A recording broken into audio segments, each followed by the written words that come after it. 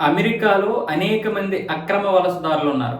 వాళ్ళు కాకుండా గత 25-30 సంవత్సరాల క్రితం రాజకీయ అనిశ్చిత వల్లో, లేకపోతే ప్రకృతి వైపరీత్యాల వల్లో, మరే కారణం వల్లో మొత్తానికి శరణార్థులుగా చేరినటువంటి నేపాల్కి చెందినటువంటి 7 మంది, అలాగే మధ్య అమెరికాకి చెందినటువంటి 50,000 మంది, అలాగే నికరాగువాకి చెందినటువంటి 3,000 మంది, ఈ 60,000 మంది యొక్క గడువు సెప్టెంబర్తో తేలిపోతుంది. దాంతో ఇప్పుడు అధ్యక్షుడు ట్రంప్ ప్రభుత్వం అయితే వీళ్ళందరినీ ఆయా దేశాలు పంపించడానికి ప్రయత్నాలు చేస్తుంది. దీనికి వీళ్ళందరూ కలిసి మళ్ళీ కోర్టులో కేసు వేశారు. మేము వెళ్ళలేము, మాకు ఇక్కడ ఇంకా ఆశ్రయం కావాలని. దాంతో జిల్లా జడ్జి అయితే వీళ్ళకు అనుకూలంగా తీర్పు చెప్పారు. అంటే విచారణని నవంబర్ 18కి వాయిదా వేశారు. ఆ తర్వాత ఏం చెయ్యాలి, ఏం చెప్పాలనేది చూద్దాం.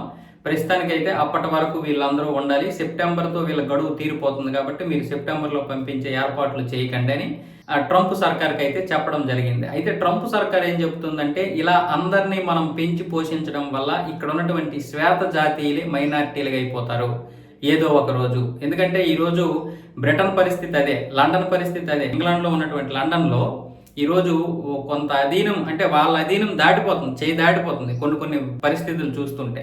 అలాగే చాలా దేశాల్లో ఆ విధంగానే వస్తుంది. మన దేశం కూడా రోహింగ్యాలతో నిండిపోయింది కాబట్టి మనం కూడా కొన్ని ప్రాంతాల్లో కొన్ని పరిస్థితులు దాటిపోయాయి. అది కూడా గుర్తించాలి మనం. అలాగే అమెరికా ఈ రోజు చేస్తున్నటువంటి ప్రతిపాదనలు, ట్రంప్ కావచ్చు, ఎవరైనా కావచ్చు, మనకి ట్రంప్తో ఏ విభేదాలైనా ఉండొచ్చు, కానీ వాళ్ళు చేస్తున్నటువంటి విధానం మాత్రం బయట దేశాలను వారిని మాత్రం పంపించే ఏర్పాట్లు అయితే నాకు నచ్చాయి.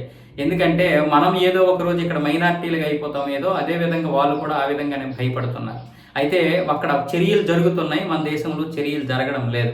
మొన్న ఒక 5,000 మంది రోహింగ్యాలని పంపించేస్తేనే ఇక్కడ చాలా మంది ఏడుస్తున్నారు. ఇక్కడ కోర్టులు, ఆ చట్టాలు అలాగే తయారయ్యాయి. ఇంకొక దౌర్భాగ్యమైనటువంటి దరిద్రం ఏంటంటే, ఇక్కడ అమ్మాయిలు వాళ్ళని ప్రేమించడమో, లేదా వాళ్ళు వచ్చి ఇక్కడ అమ్మాయిల్ని మభ్యపెట్టడమో, మొత్తానికి వాళ్ళు ఇక్కడ వారిని పెళ్లి చేసుకోవడం వల్ల మన చట్టం ప్రకారం ఇక్కడ ఉండిపోవచ్చు వాళ్ళు. దానివల్ల మనం ఏదో ఒక రోజు మైనార్టీలుగా అయిపోయే పరిస్థితి కూడా మనకు కూడా వస్తుంది. కాబట్టి ఇది ఏ దేశమైనా సరే తీవ్రంగానే పరిగణిస్తాయి.